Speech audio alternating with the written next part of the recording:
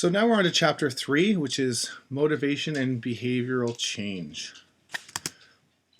The chapter objectives are to define motivation and apply definitions to your own physical activity behavior, to describe different approaches to understanding motivation as applied to behavioral change, to apply select theories and models of motivation to your sport or exercise behavior, and understand how social influences, including family and peers, affect motivation for physical activity.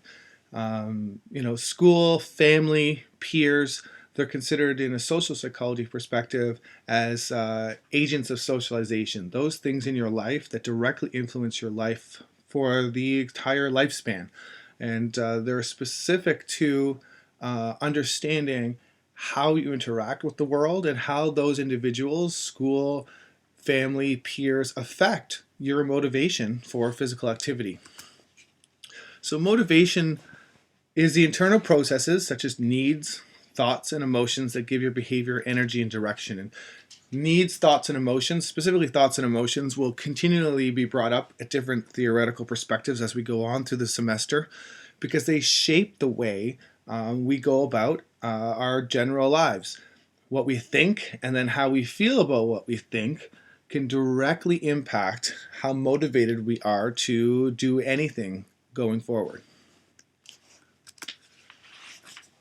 So there are three approaches to to understanding motivation for behavioral change. There's the behavioral approach and the cognitive approach, and then the cognitive behavioral approach that defines both of them. And then we'll take a look at some of the models. The behavioral approach, it focuses on conditioning, those things that stop you or encourage certain behaviors. So the founders of behavioralism, including Watson and Skinner, those are the two founding fathers of behavioral approach. They believe that learning from the environment, not personality or free will, determine people's actions. And basic features of the behavioral approach to understanding and motivation include operant conditioning, vicarious conditioning, and operant strategies.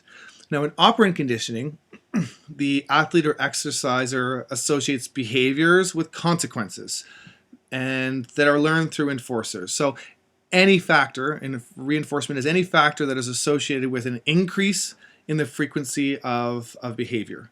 Or punishment. So there's reinforcement that will increase the frequency of behavior, and then punishment that would be any factor that decreases the probability of that behavior reoccurring. The positive reinforcement involves any factor, usually it's a reward, that increases that specific behavior. And negative reinforcement involves the removal of any factor, usually something adverse. Let's say you add criticism. The criticism will then create a negative reinforcement, and that would then increase the behavior. And then lastly, punishment is any factor that decreases the behavior. Now, vicarious conditioning results from observing others. And so if you're watching your friends be physically active, we observe changes in the energy and the appearance.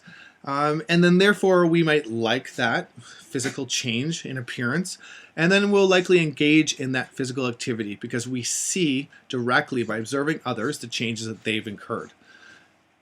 It obviously assumes that changes we observe in others are valued by us. So we need to say that, okay, well, this is important to me. I value that change, and therefore then I want to engage in the behavior that created that change.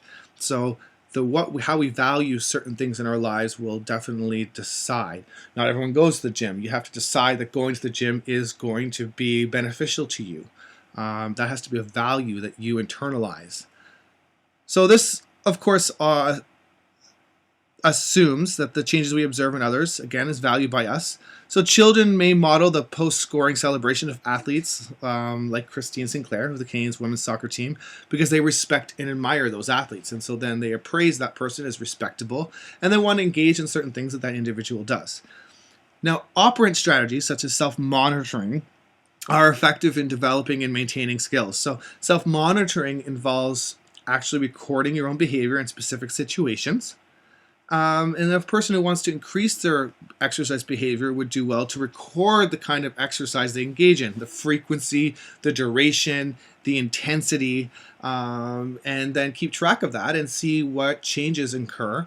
And while you're recording, you may start seeing the changes or the positive outcomes of those specific behaviors. And then obviously that creates a reinforcement. Now, the cognitive approach. Aaron Beck is the founder of the cognitive approach, and he emphasized the role of patterns and cognitive habits as determinants of behavior. So in contrast to the behavioral approach, in the cognitive approach, the individual is viewed as an active participant,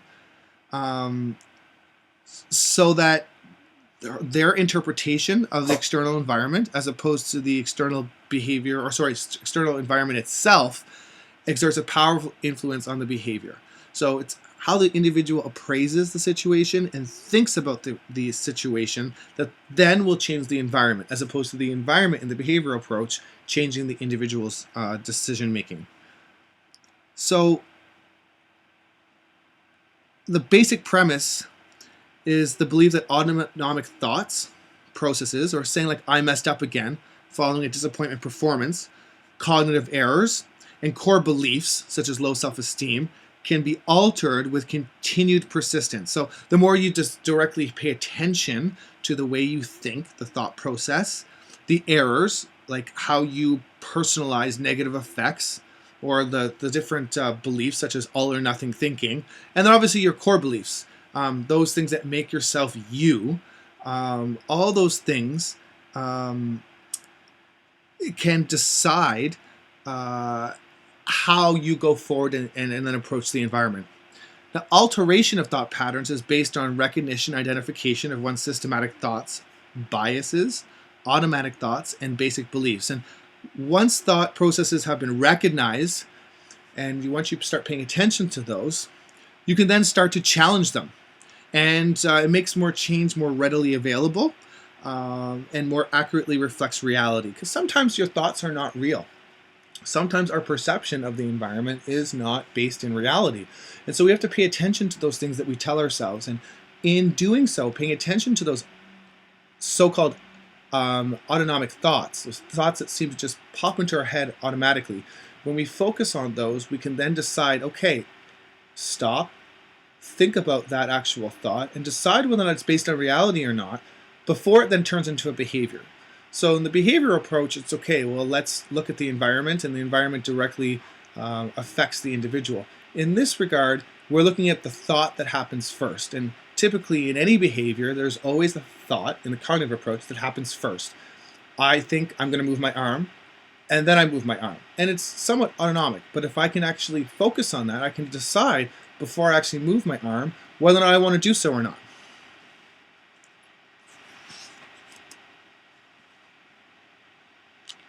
So the cognitive behavioral approaches.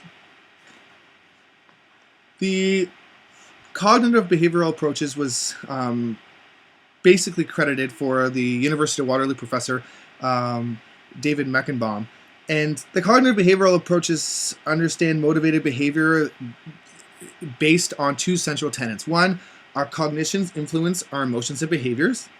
And then number two, our behavior can affect our thought patterns and emotions. So in the cognitive behavioral approach, it kind of takes both the behavioral and the cognitive and then decides that they're interactional. My thoughts can directly influence my behavior, and my behavior can then directly decide how I'm thinking. So through reinforcement and all the things that the behavioral approaches we're looking at, that can then shape the way I think. And the way that I think can obviously shape what I decide to do. Approaches include self-monitoring, goal setting, feedback, decision-making. All those things are included in the cognitive behavioral approach. So there are different models of motivation and behavioral change, and I think the important part is that the first one is the trans-theoretical model. Now, the trans-theoretical model, or TM, has emerged as a framework to understand how individuals initiate and adapt regular physical activity. And the TM proposes that individuals move through a temporal sequence of 5 stages. Okay? The first is the pre-contemplation. Now, I've always decided to make a meme for this, and it's PPMCA or PPMCA to help you understand the different stages. And these stages are used in a lot of different areas. They're used in motivational interviewing that we use a lot for addiction counseling, and to help understand where somebody is before they decide to try to make a change. Okay, so the pre-contemplation is the individuals do not consider exercising in the next 6 months. Number 2, the preparation is when an individual moves from I'm not considering it to maybe I'm going to start seriously consider beginning exercise in the next 6 months. So they're just thinking about making a change. Then the preparation. The preparation stage is they take small steps toward becoming more physically active. So that stage is I'm actually doing something. I've moved from just thinking about it to actual behavioral change. And then number 4 is the action. The individual have begun exercising in the past 6 months, so they're actually doing what they've prepared to do. And the last is the maintenance, because we can start something new. We know that New Year's just happened. We make New Year's resolutions, and the gym is really, really busy. People decide they've taken the action, but in order to continue doing that, you have to maintain it. So the individuals exercise and have done so for the past 6 months, and they need to continue doing that. So they have to continue making that goal as something that's important to them. Now, the important thing is that the stages are not sequential. The stages are not linear. People can enter the process at any stage and may relapse or regress to a previous stage. And that word relapse, we use that a lot in the addiction counseling area, because this model is used to get people to move from, okay, I want to, let's say smoking, I want to think about smoking. I'm going to decide to prepare to stop smoking. Let's say I look at the different options for smoking cessation. I then, I go to a doctor, get a prescription, and I actually start taking that medication, or I start, reducing we start reducing the number of cigarettes I have, which would be harm reduction. And then I obviously have to maintain that non-smoking behavior going forward. So one of the simplistic ways of understanding TM is through the intention behavior continuum. And the first 2 stages, pre-contemplation and contemplation, are defined by an individual's intent to engage in physical activity. So it's about the intent. And in these stages, individuals are not thinking about being physically active at any time in the near future. But to label them as unmotivated is unfair. There actually has to be motivation behind pre-contemplation and contemplation, because you're actually starting to think about making a change. You're motivated. You're just not as motivated enough to start doing something, and there's no behavior associated with it other than I'm thinking about it. So then, preparation is the stage that combines intention and behavioral criteria. Individuals in this stage have typically taken some action to get them ready to be active. They could have consulted a physician like I spoke about earlier, but specific to a physical activity. They may have looked online to find exercise or sports facility that's convenient to their home or work or close, or in that specific area of exercise they want to engage in. Then the action and maintenance stages are defined exclusively by behavioral criteria. That is the length of time performing the behavior at the appropriate level. And for physical activity, this might mean meeting Canada's physical activity guidelines. So factors influencing stage progression. Things that may get in the way or help move somebody forward from a stage. So self-efficacy is the belief in capabilities to organize or execute action required to produce given attainment. So in that definition, it's how do I think I'm able to? What are my capabilities to organize, to get ready for, and then to execute that specific action? I have to believe that I am an actor in the world that's able to change, that's able to move forward, that has the ability to enact on the world. Decision balance. The advantages or disadvantages of behavioral change. That's, when we do a list, a pro-con list. These are all things that the way we appraise the situation is really important in motivation to behavioral change. We have to decide what are the advantages and disadvantages of our. And typically, if the advantages outweigh the disadvantages, it makes it a lot easier. That's not to say that the advantages may underweigh the disadvantages. It depends on how much weight you put behind each of those pros in order to change. There might only be 2 pros, but they're at an 80% level, whereas the disadvantage might be many, but the advantage of not doing those may outweigh that. The last is the processes of change, and it reflects the strategies that individuals use to progress through these stages.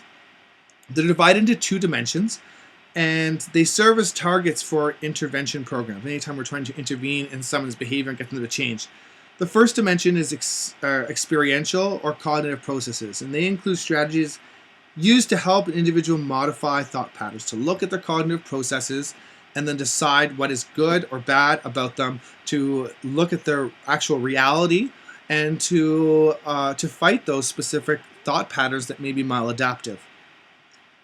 And they're typically used in a pre-activity stage. Experiential processes include seeking information, considering the consequences of inactivity, expressing feelings about the inactivity, and evaluating the consequences of engaging in physical activity for others. So let's say what the exterior motivation might be, let's say for your spouse or for your children. The second dimension is behavioral processes include increased social support for behavioral engagement. And the use of rewards and reinforcement is essential here, and the use of appropriate cues for maintaining behavior. So running shoes, placed by the front door, doing all those things that help you get to that physical activity, creating a schedule opening for that specific time, or scheduling specific time to do that behavioral change or physical activity. So research on the trans-theoretical model. So individuals living with mental illness report greater self-efficacy and perceived benefits to engaging in physical activity. And that's what's interesting here. So demographic and health-related variables have been examined for their association with a particular stage of a physical activity. And using population health data from the United States, researchers noted that 50% of people reported being in the maintenance stage. Now, being female, being non-Caucasian ethnicity, and having completed a lower level of education were generally associated with lower stages of change. Age, marital status, and current smoking status were not associated with stages of change.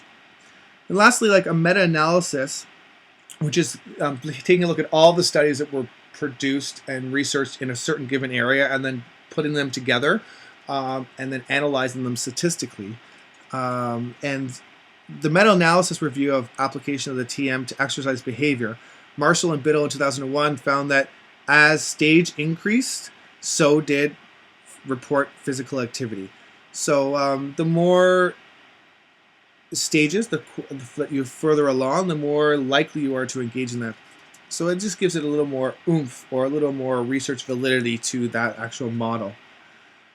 So female employees who receive physical activity and information targeted for their individual stage of change increase their physical activity compared to those who did not. So it's important to look at what stage the person is in and then receive physical activity information that's targeted in that individual stage, helps somebody move forward. So somebody in the maintenance stage needs different information than somebody, let's say, that's in the preparation stage. And tailoring a behavioral plan for change that's specific to what stage that person's in is really, really important. So application of the trans-theoretical model. Appealing to an individual and population health level, guidelines provided at each stage of behavior, and messages specific to motivation to act are really, really important. So in pre-contemplation, the potential strange strategy might be increased awareness of need for change, personalized information about risks and benefits that are specific to the individual. An example, health communication activities, health risk appraisals, health screening, all those things may help. Contemplation. So the potential change strategies are motivate, encourage making specific plans for that individual that you want to start thinking about. The examples were incentives, encouragement for significant others, supportive policies, so reduce gym or membership fees for those who enroll. All those things can help somebody move from the contemplation to the preparation. Now in preparation, some of the change strategies might be to assist with goal development and progression to achieve targeted behavior. Some of the examples would be guidelines to change behavior, individual environmental support approach for behavioral change. And that will help you move to the action stage. And so the action is to assist with feedback, problem solving, social support, and reinforcement. So reinforcing that action, that behavior. Some of the examples would be continued social environment support, incentives for reaching behavioral goals, and self-efficacy awareness. And that would help you move to the maintenance stage, which is, the potential change strategy would be assist with coping, reminders, so reminding you why you're engaging in that behavior, finding alternatives, and avoiding slips and relapses. And the example would be to create relapse prevention plans and techniques. So what am I going to do? Should I stop going to the gym for a week? How do I get back on track? And then the social, environmental, and policy support will help with that. So, your family support, letting everyone around you know this is something that's important to you and something you're going to do so that when you start slipping, you're held accountable. So, theory of planned behavior. So, the theory of planned behavior, or the TPB, highlights personal and social factors as influencing behavior and intention to perform. Okay, so it's a widely adopted theory that highlights personal and social factors that influence behavior. So it's the social here and personal factors that are directly applying to someone's behavior. And the TPB stipulates that the most proximal determinant of behavior is intention. That is, the person's motivation and readiness to perform a behavior. And more simply put, it's if an overweight man has no intentions of exercising 3 times per week, he's likely not to do so. The intentional behavioral relationship, it demonstrates temporal fluctuation. So with weaker relationships occurring with distal, do you intend to exercise in the next 3 months, versus proximal measures, do you intend to exercise in the next week? While not often used in sports research, the TPB is a popular theory in accounting for exercise and leisure time, physical activity behavior. Okay, so as a means of understanding the forces influencing behavioral intention, 3 mean antecedents are identified, with each reflecting a different set of underlying beliefs. So the first is attitude. It reflects a positive or negative evaluation of engaging in behavior. Secondly, is behavioral beliefs linked with attitudes towards physical activity will lead to certain affective, so enjoyable versus unenjoyable, fun versus not fun, and instrumental, beneficial or harmful, useful or useless consequences. In other words, when considering a person's attitude towards physical activity, you need to examine both the behavioral belief components, which are really important. Common behavioral beliefs include that exercise enhances fitness and health or improves physical appearance, it's fun, and promotes social interactions. The second antecedent for behavioral intention is subjective norms. Okay, now subjective norms reflect personal and social pressures to perform a behavior. So these pressures may not stem from personal or family or physician or environmental, let's say the media. Normative beliefs reflect perceptions of significant others, including family, friends, medical professionals, and the values they place on behavioral activity behavior. And to help understand the influence of others on physical activity, it's important to note that only whether those in one's social network, like friends and family, that are active, but whether or not one's beliefs that others think it is important for them to be active. So we call those injunctive norms. Okay. The third antecedent of behavioral intention is perceived behavioral control. It reflects the degree to which behavior is impeded by personal and environmental barriers such as, capacity or cost. What are the things that get in the way of somebody deciding they're going to engage in a certain behavior? Perceived behavioral control is thought to indirectly affect behavior through behavioral intention, as well as being a direct influence on how physical active a person is. The last is control beliefs. It's an important factor. It's our perceived barriers, resources, and facilitators, how much opportunity somebody has to engage in a certain behavior. Common control beliefs for exercise could include, let's say you have lack of time or lack of energy, how old you are, what the weather is like.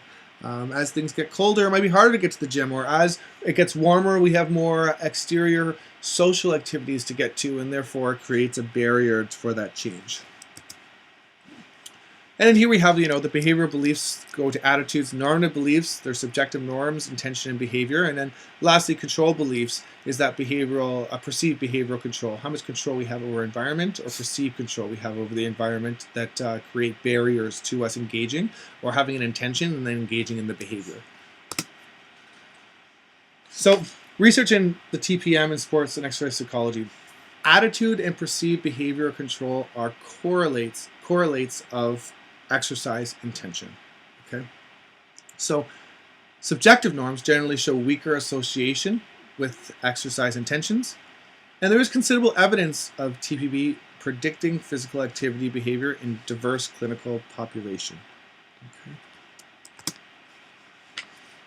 So applications of the theory of planned behavior. So given the influence of intention on behavior, intervention strategies need to focus on enhancing an individual's intention to exercise.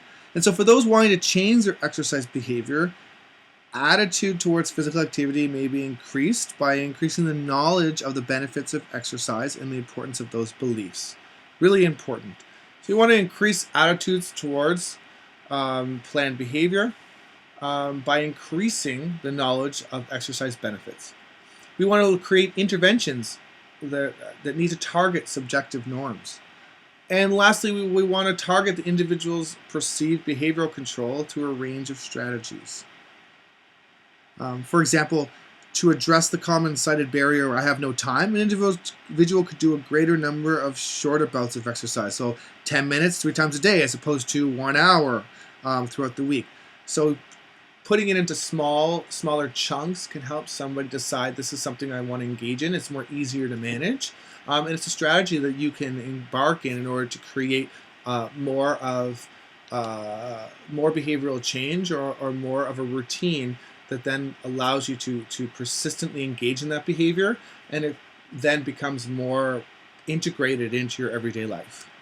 And then as you become more motivated, as you start seeing some of those changes, you then can increase some of that time. Once you're more in the maintenance phase and you start seeing some of those benefits, it's much easier to engage more in that behavior.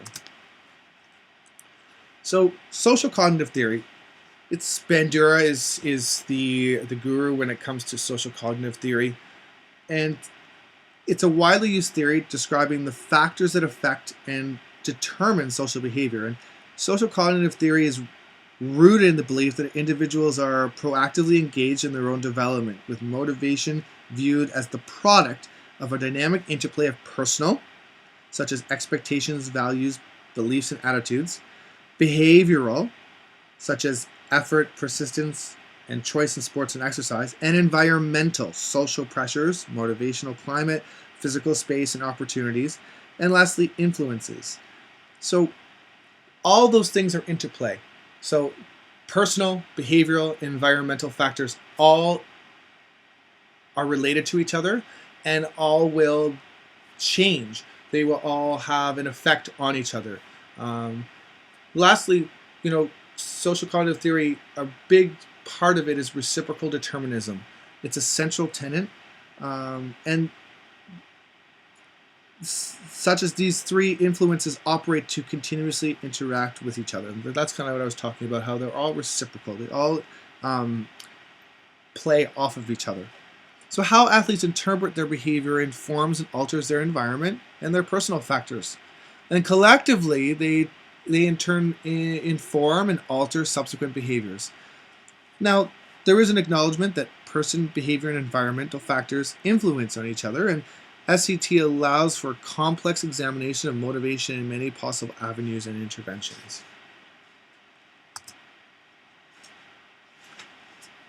So there are specific constructs that are embedded in social cognitive theory. So observational learning. Individuals learn and acquire behavior by watching the action and outcomes of others in their social environment. For example, let's say you record a video of you doing a certain exercise. We see that all the time in the gym, and then we look at the video and analyze how we are doing that specific weightlifting exercise and decide, what we can tweak, what we can add, what we can change to ensure that you are doing it to the best of your ability.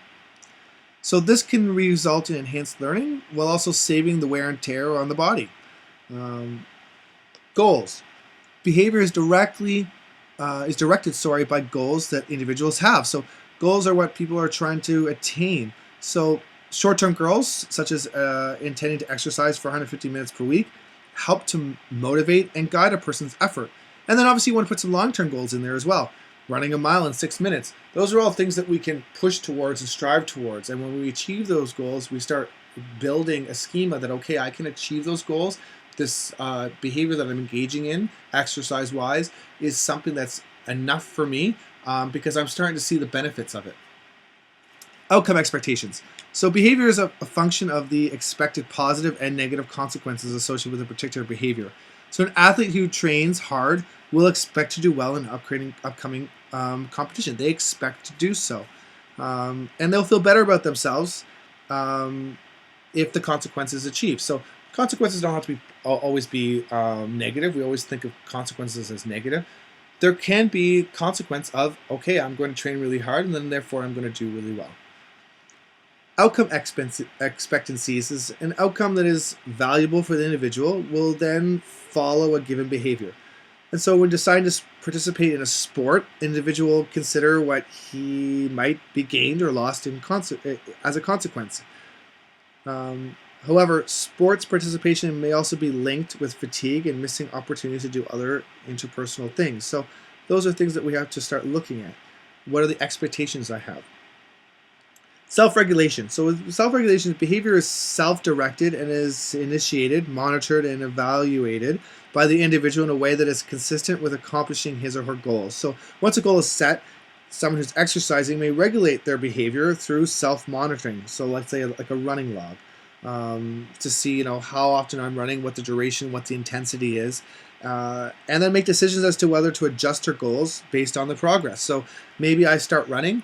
I create a log. I have a long-term goal. That's my expected expectation, and what's my outcome expectation is to, let's say, enroll in the Boston Marathon.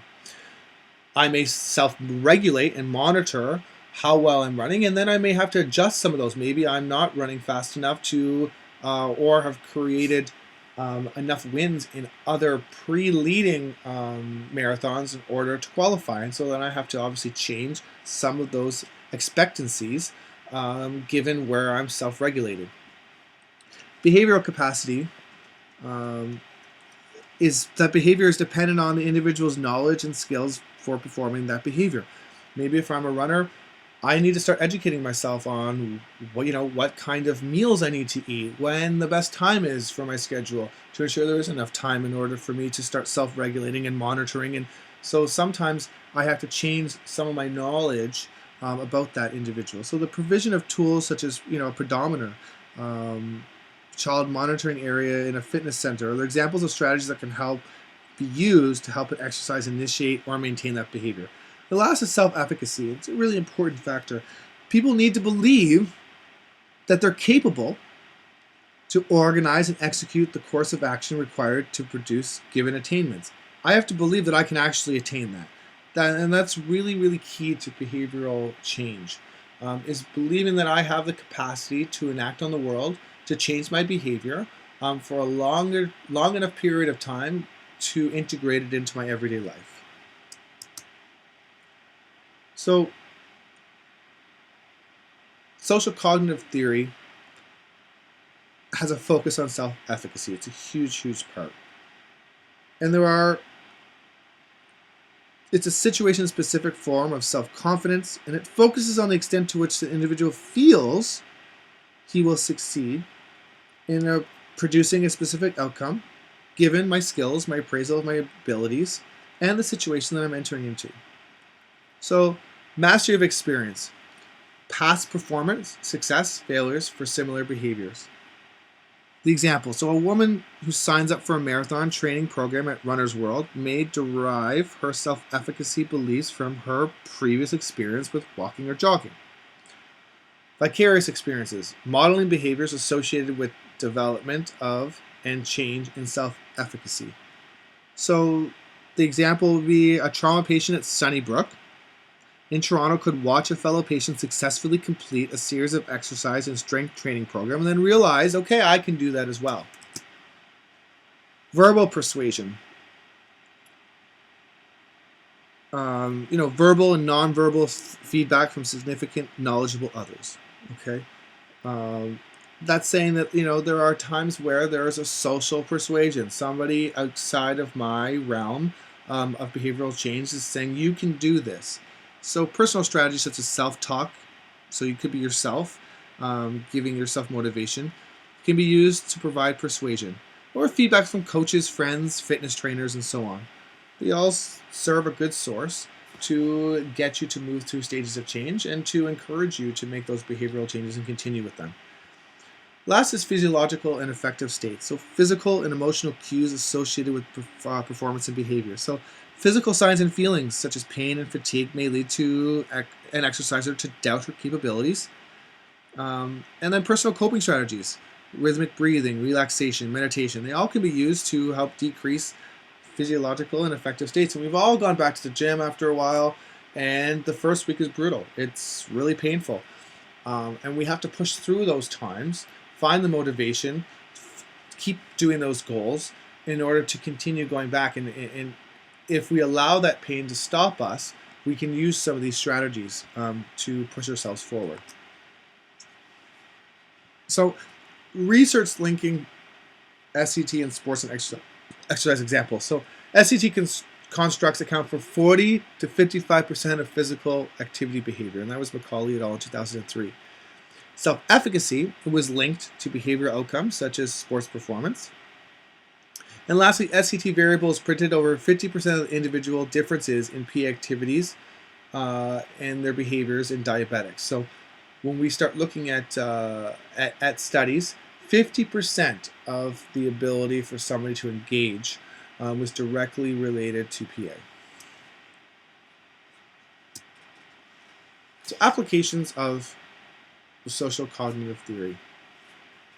So the applications, reciprocal nature of SCT makes it possible for coaches and health promotion specialists to intervene on many levels.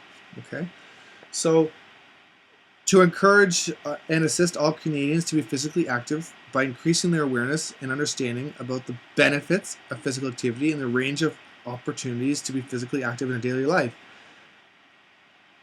To influence specific social and physical environments and opportunities to facilitate the integration of physical activity in daily life, and to establish partnerships with government and non-governmental agencies are all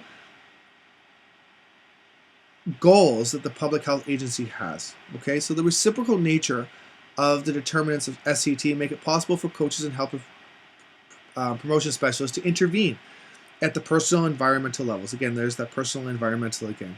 For example, using SCT as a guideline for framework, coaches can work to improve athletes' emotional states and correct behavior and self-beliefs, those personal factors, and then improve athletic skills and regulatory practices, the behavior, and alter the sports environment. So more skills-focused training environment as opposed to outcome-focused. Lastly, the self-determination theory. It proposes it's a global theory of human motivation and development that has developed from the pioneering work of psychologists Edward Deci and Richard Ryan. And the main focus of SCT framework is the extent to which behavior such as sport and exercise participation are undertaken volitionally, by my own will, as opposed to being controlled by some external agents, like a coach or a physician, or a contingency, such as reward deadlines. And DT asserts that people are naturally endowed with the innate tendencies for personal growth. So you yourself already have the skills to go ahead and do behavioral change. Okay? And it asserts that when you develop, that will flourish with social environments and that provide optimal conditions. And SDT comprises 5 mini theories that collectively inform and understand. So here it is, the SDT. There's cognitive evaluation theory, organismic integration theory, basic physiological, psychological needs theory, causality, orientations theory, and goal contents theory.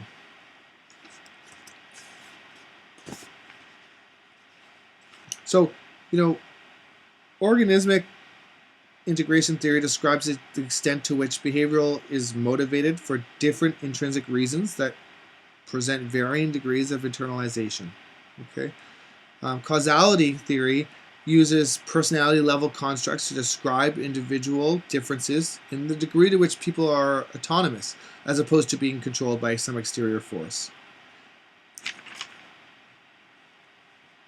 Goal contents theory, it was created to answer the question of what people strive to attain. So what are your intrinsic goals, such as affiliation or personal growth or health, fitness, and how that is associated with motivational change.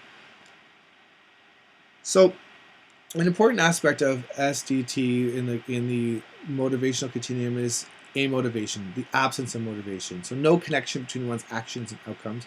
And then external regulations, actions performed to meet an external demand.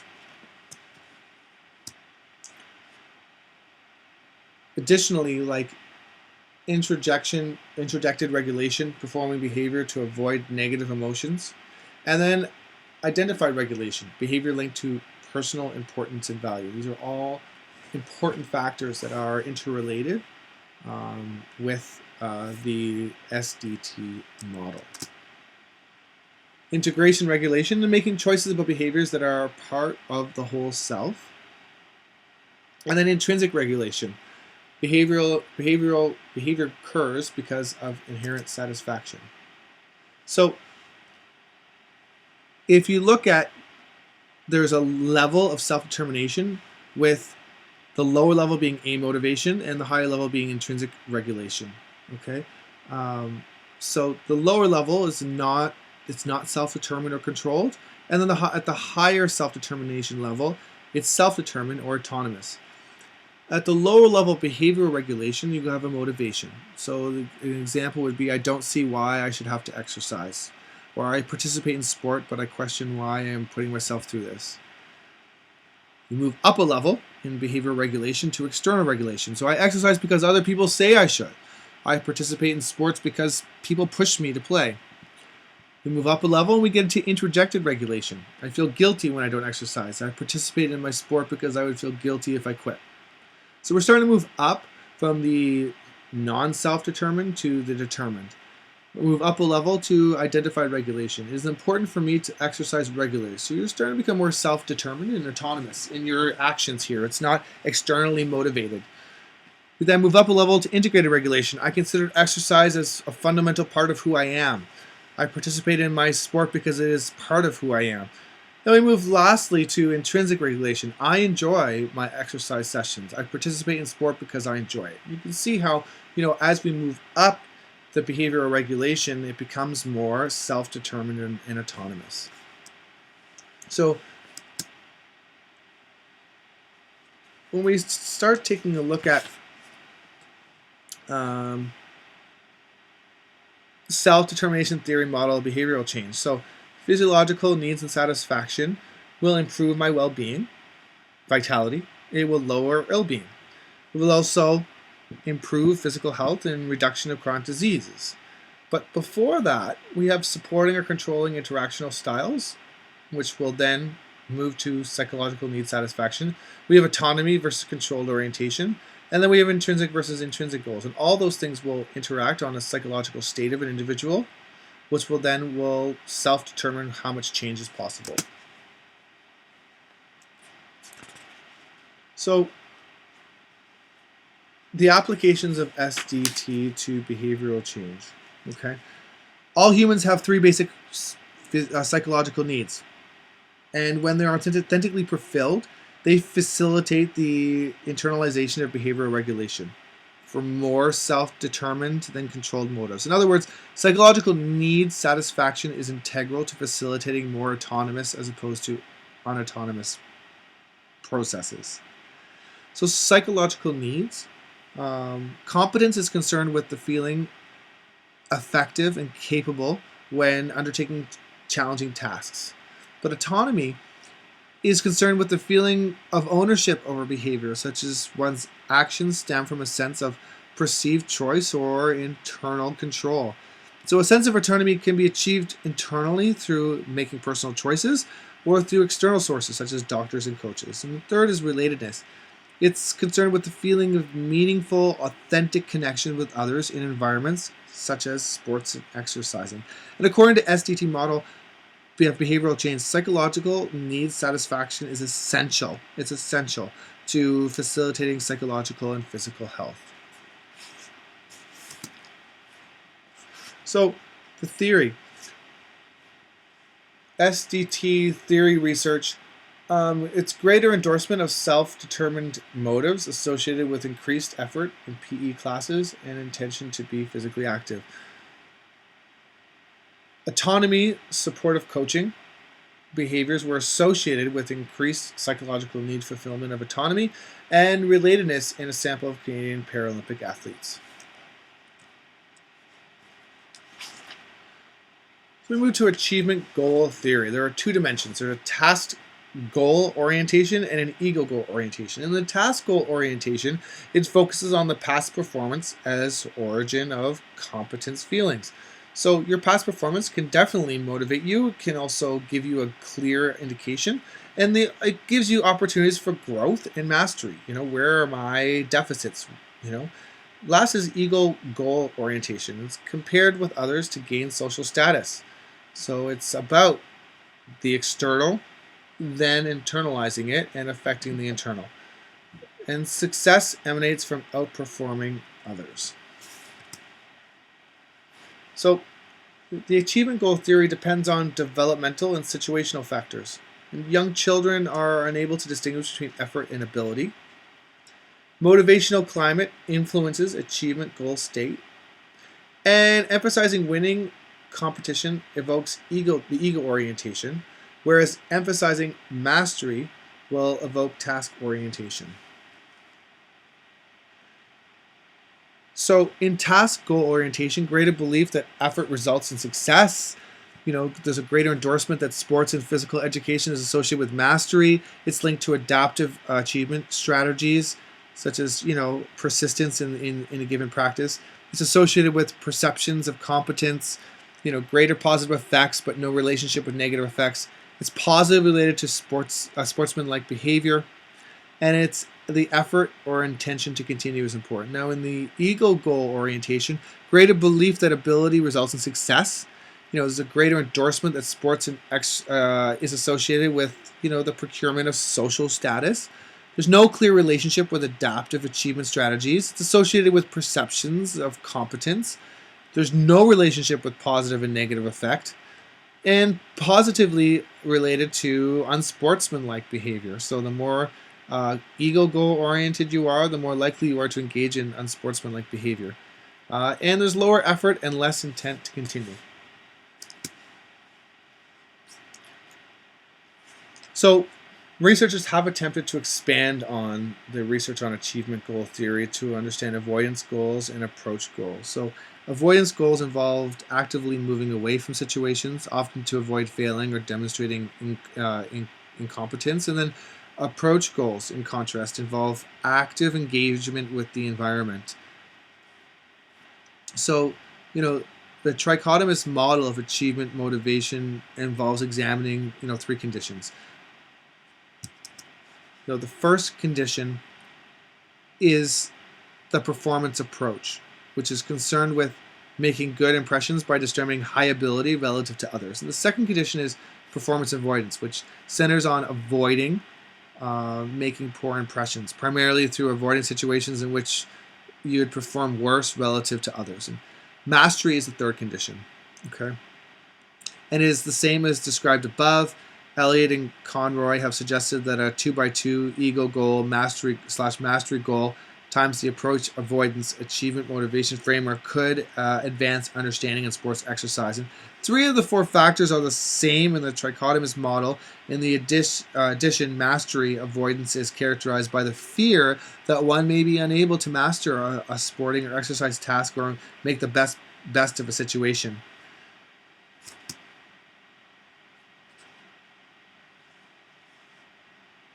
Here we are looking at the ego orientation. It's associated with maladaptive perfectionism. These are research that has been done by Dunn and colleagues in 2002.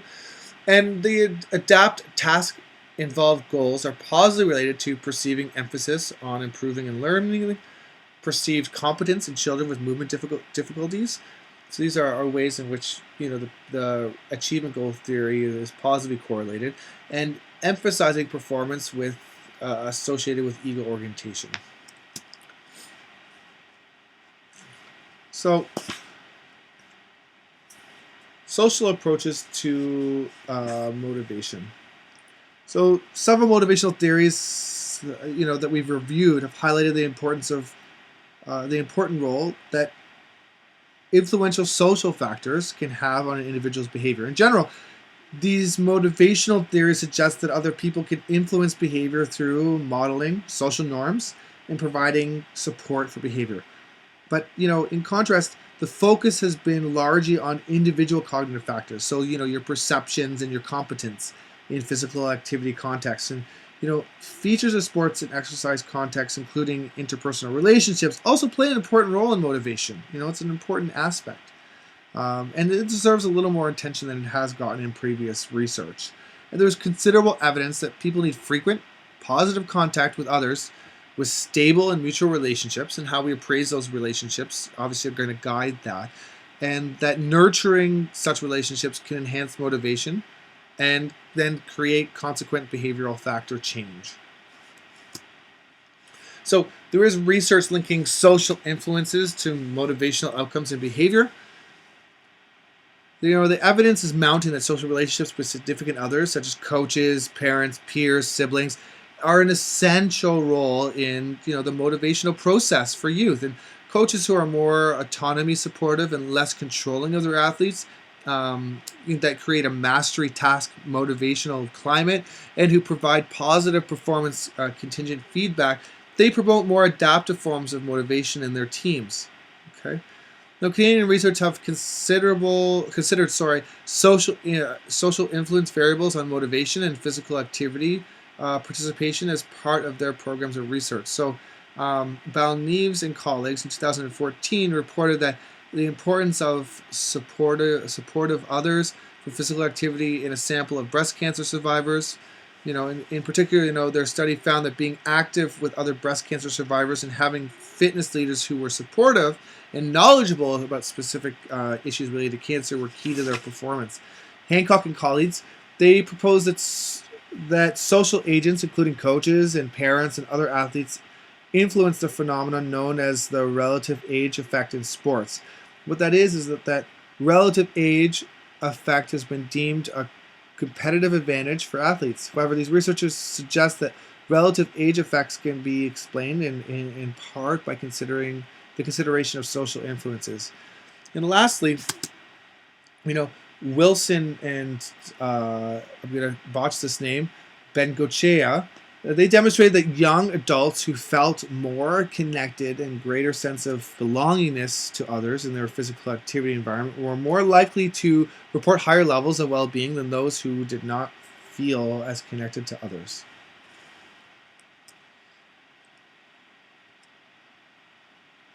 So lastly, social influences in practice. Social interactions and relationships are obviously going to motivate participants. Coaches can be positive and supportive. Parents can provide resources to be active. The parents can discuss children's sports experiences. They can provide feedback to nurture positive relationships. And parents can promote sports and activity. And these are one of the main social influences when it comes to practice and when it comes to behavioral changes. How parents and coaches interact and how they push things forward. So, some of the myths about motivation and behavioral change. So, it starts the chapter with some of these myths. Motivation is a trait. You either are a motivated individual or you're not. And that's not true. The research has shown that, with the person-centered approach, we do have efficacy. We do have the ability to make changes. Certain personality styles definitely can be related to and can affect how quickly you change. Someone higher in openness, when we looked at the personality models from last week, might be easier to create motivational change in. So the myth, a single motivational concept such as competence is enough to explain behavior. And obviously we learned that it's a multi-faceted area that's influenced by many different areas. And lastly, enjoyment is the best motive to help us understand physical activity behavior. And, engaging in sports exercise for enjoyment, which is the intrinsic reason, is one, but not the only factor for continued involvement. There are many other reasons why people persist. For example, physical activity has been linked to various health outcomes. Understanding the role of self-determination motives, valuing the outcome of identified maintenance, may help those interested in health promotion better work with their clients.